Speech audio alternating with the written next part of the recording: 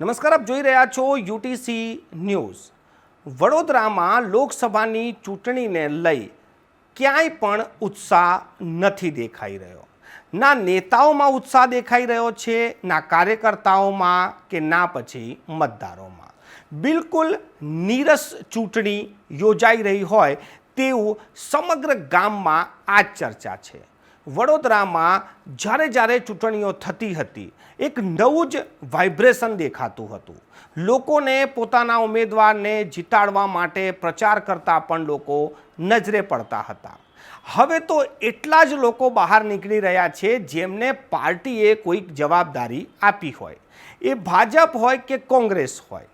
તમામ નેતાઓ પાર્ટીના આપેલા જે આદેશ છે તેનું પાલન કરી રહ્યા છે, પરંતુ કહેવાય ને કે જે સ્વયંભૂ લોકો બહાર નીકળતા હોય, જે જનતા બહાર નીકળતી હોય, કાર્યકર્તા બહાર નીકળતા હોય અને તેઓ આ ચૂંટણીમાં ભાગ લેતા હોય, પોતાના ઉમેદવારને જીતાડવા માટે જન સુધી પહોંચતા હોય, પોતાની યોજના બતાવતા હોય કે પ્લાનિંગ બતાવતા હોય, તેવું આ ચૂંટણીમાં નથી દેખાઈ રહ્યું।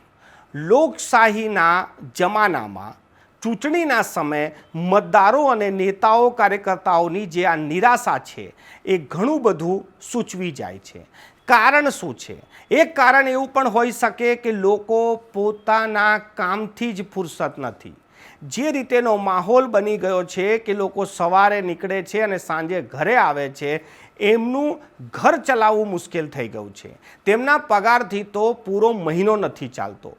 લોકો પોતાના ઘરમાં જ કંઈક કરે પૂરું તો બહાર જુએ ને। તમે કોઈના પણ મોઢાથી સાંભળશો તો એક જ વાત નીકળશે કે અમારું જ પૂરું નથી થતું તો અમે લોકોનું શું વિચારીએ। એટલે હવે શહેર માટે, રાજ્ય માટે કે દેશ માટે કે દેશની લોકશાહી માટે વિચારવાનો સમય લોકોને મળતો જ નથી। એક કારણ એવું પણ છે કે લોકો ચૂંટણીથી એટલા માટે દૂર રહે છે, એ ચર્ચાથી દૂર એટલા માટે રહે છે કે લોકોને એક ભય છે કે કોઈક નેતા વિશે આપણે કોઈ કોમેન્ટ કરી દઈશું અને એ આપણાને નુકસાન કરશે। આ એક અલગ જ ટાઈપનો માહોલ હવે બની ગયો છે। લોકો જાહેરમાં ચૂંટણીઓ વિશે કે નેતાઓ વિશે ચર્ચા કરતાં પણ હવે ગભરાઈ રહ્યા છે। તેથી જ હવે લોકોએ રાજનીતિની વાતો કરવાનું જાણે કે બંધ કરી દીધું છે।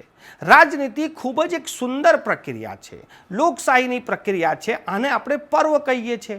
પર્વની તો ચર્ચા થવી જોઈએ, મુદ્દાઓની ચર્ચા થવી જોઈએ, નેતાઓની ચર્ચા થવી જોઈએ, પરંતુ હવે તો જાણે કે કોઈ ભય હોય એવી રીતે લોકો રાજકીય વાતો કરતાથી પણ ગભરાય છે।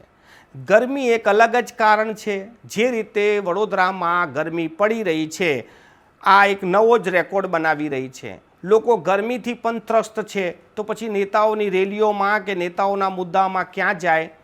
કે તો પછી લોકોને એવો વિશ્વાસ થઈ ગયો છે કે અમે વોટ આપ્યા બાદ પણ નેતાઓ અમારું કામ નહીં કરે। નેતાઓ કામ તો કરે છે, પરંતુ એ જનતાના ઉપયોગી કામ દેખાતા નથી, એટલે જનતા એમ પણ થોડીક નારાજ છે। લોકસભાની ચૂંટણીના ત્રીજા તબક્કાનું મતદાન જ્યારે 7મી મેએ થવાનું હોય અને આચારસંહિતા પ્રચારનો રોકવા માટે હવે માત્ર 7 દિવસ બાકી હોય, પરંતુ ક્યાંય જે ઉત્સાહ જે વડોદરામાં દેખાવો જોઈએ એ દેખાઈ નથી રહ્યો। આ નેતાઓ માટે પણ ચિંતાની વાત છે, મતદારો માટે પણ ચિંતાની વાત છે, અને સૌથી મોટી ચિંતાની વાત તો દેશની લોકશાહી માટે છે। કેમ કે ચૂંટણીઓમાં તમામ લોકોએ પોતાની ભાગીદારી નોંધાવી જોઈએ। માત્ર મત આપવામાં નહીં, પરંતુ ચર્ચા બી કરવી જોઈએ, પરંતુ ક્યાંય આવી કોઈ ચર્ચા હવે થતી નથી। આશા રાખીએ કે લોકો આ ગરમીમાં પણ બહાર નીકળે અને પોતાનો મતનો ઉપયોગ કરે। લોકશાહીને બચાવવા માટે મતદાન કરવું ખૂબ જ જરૂરી છે। મતનો અધિકાર તમને ખૂબ લાંબા સંઘર્ષ બાદ મળ્યો છે, એટલે આનો ઉપયોગ જરૂરથી કરશો, આવી અપીલ અમે પણ કરી રહ્યા છીએ।